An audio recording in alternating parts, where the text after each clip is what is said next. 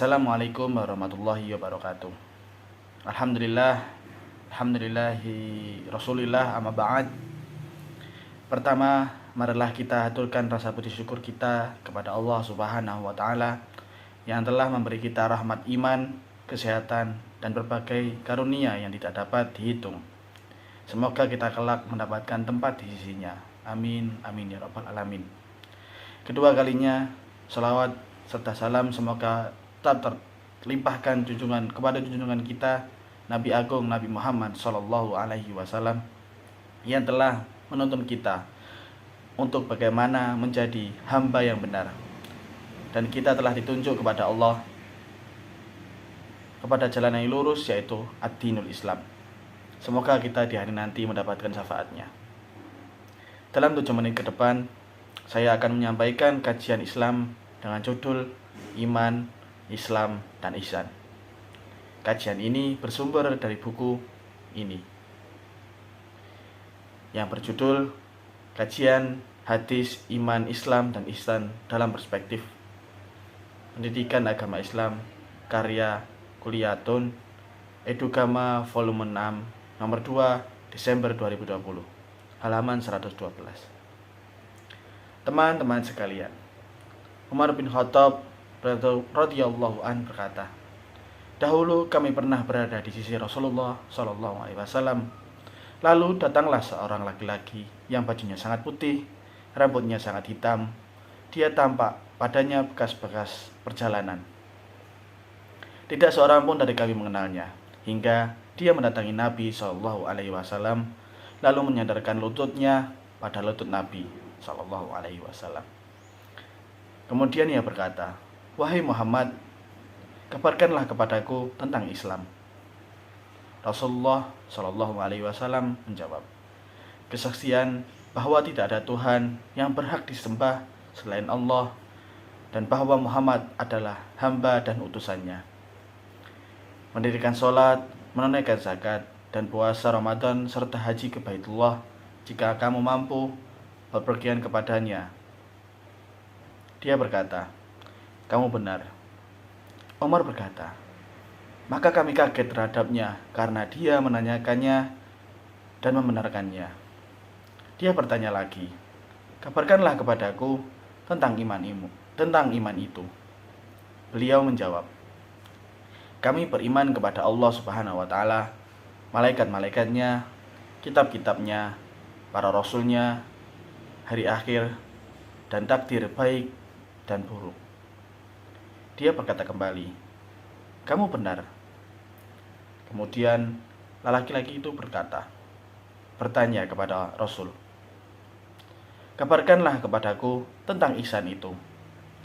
Nabi pun menjawab, 'Kamu menyembah Allah seakan-akan kamu melihatnya. Maka jika kamu melihatnya, maka sesungguhnya dia melihatmu.' Laki-laki itu bertanya lagi, 'Kapankah hari akhir itu?' Nabi pun menjawab, 'Tidaklah seorang yang ditanya itu lebih mengetahui daripada orang yang bertanya.' Laki-laki itu bertanya, 'Lalu kabarkanlah kepadaku tentang tanda-tandanya.' Beliau pun menjawab, 'Apabila seorang budak melahirkan anak dari tuannya, dan kamu melihat orang yang tidak beralas kaki, telanjang, miskin, mengembala kambing, namun bermegah-megahan dalam membangun bangunan. Kemudian dia bertolak pergi, maka aku tetap saja heran.' Kemudian Nabi pun berkata, 'Wahai Umar, apakah kamu tahu siapa penanya tersebut?' Umar menjawab, 'Allah dan Rasulnya lebih tahu.' Nabi pun bersabda, 'Itulah Jibril. Dia mendatangi kalian untuk mengajarkan kepada kalian tentang pengetahuan agama Islam.' Hadis riwayat Muslim. Teman-teman yang dirahmati Allah Subhanahu wa taala, kita sebagai hamba Allah harus berusaha untuk selalu memperbarui iman yang ada dalam hati kita. Iman seorang itu bertambah dan berkurang. Kadang kita giat dalam melaksanakan ibadah, dan kadang kita juga malas melaksanakan ibadah. Itulah manusia. Kita sebagai manusia seperti disebut malaikat yang maksum dari dosa. Kita manusia pasti melakukan salah, tetapi dengan kesalahan bahwa kita dapat melakukan taubat kepada Allah Subhanahu wa taala. Dalam cerita Nabi di atas, iman itu percaya kepada Allah, para malaikatnya, kitab-kitabnya, para rasulnya, hari akhir, serta qadar Allah yang baik maupun buruk. Secara konsep memang seperti yang demikian disampaikan Rasulullah. Namun terdapat hadis lain yang mengatakan bahwa iman adalah tasdik bil qalbi, ikrar bil lisan, dan amal bil arkan. Artinya apa, saudara-saudara sekalian? Tasdik bil qalbi adalah membenarkan dengan hati. Seorang muslim harus membenarkan iman dengan perangkat hati mereka. Dan ikrar bil lisan, mengucapkan dengan lisan. Dan yang terakhir adalah amal bil arkan, mengamalkan dengan perbuatan.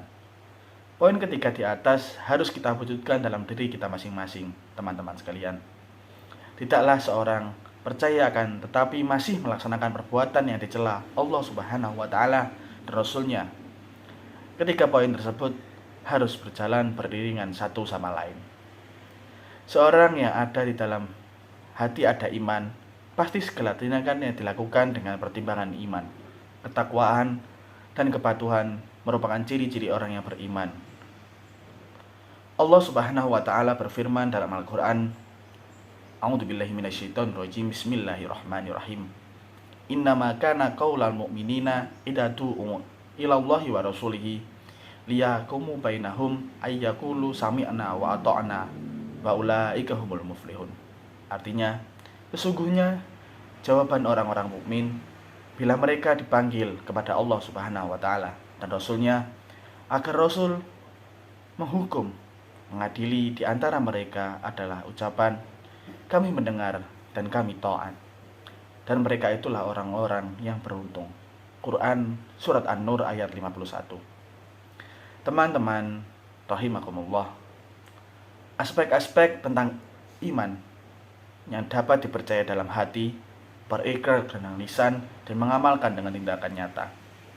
Walaupun terlihat sangat berat, tetapi di balik semua itu telah memberikan pahala yang dinikmatinya tiada banding, yaitu surga yang kekal. Seyogyanya kita semua berusaha untuk menjadi orang yang percaya, beramal soleh untuk mendapatkan tempat terbaik di sisinya.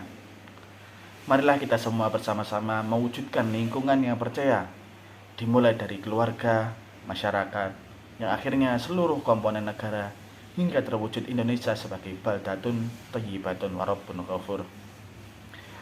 Teman-teman yang saya cintai, demikian apa yang dapat saya sampaikan dalam bicara kali ini. Jika ada tutur kata yang tidak menyenangkan pendengar, saya mohon maaf yang sebesar-besarnya. Semoga apa yang kita dapat dalam video ini dapat bermanfaat bagi kita semua fi dini wa dunya wal akhirah. Wabillahi taufiq wal hidayah wa ridha wal inayah. Assalamualaikum warahmatullahi wabarakatuh.